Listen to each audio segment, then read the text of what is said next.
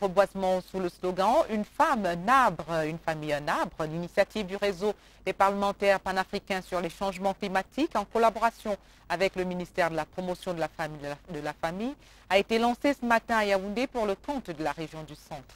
C'était au cours d'une cérémonie présentée par l'honorable Etan Hilarion, premier vice-président de l'Assemblée nationale, en présence du ministre Marie-Thérèse Abénard-Pondoa. L'opération consistant à planter les eucalyptus devra par la suite être relayée par les mairies et les associations de femmes. Le reportage de Florent Job.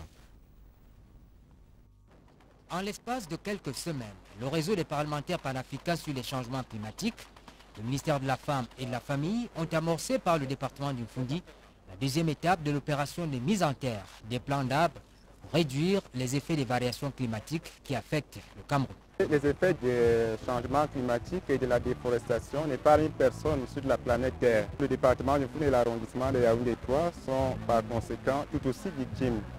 Au lieu dit échangeurs, les membres des associations féminines, les parlementaires et les autorités publiques se sont donné la main pour la pérennité de l'action engagée.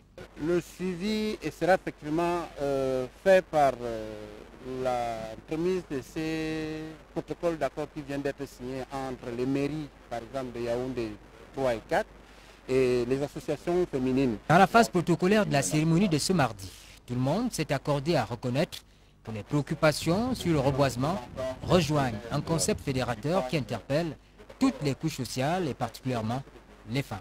C'est la femme qui va souvent chercher l'eau, c'est la femme qui va à la recherche du bois. Donc quand il y a changement climatique, la femme est la première personne à en souffrir avec les enfants. Donc nous avons intérêt à tout faire pour préserver, pour recommencer à planter des arbres, pour changer, pour mettre un terme à l'avancée du désert. À l'heure des changements climatiques d'envergure, l'arbre, quelle que soit l'essence, reste le symbole de la vie.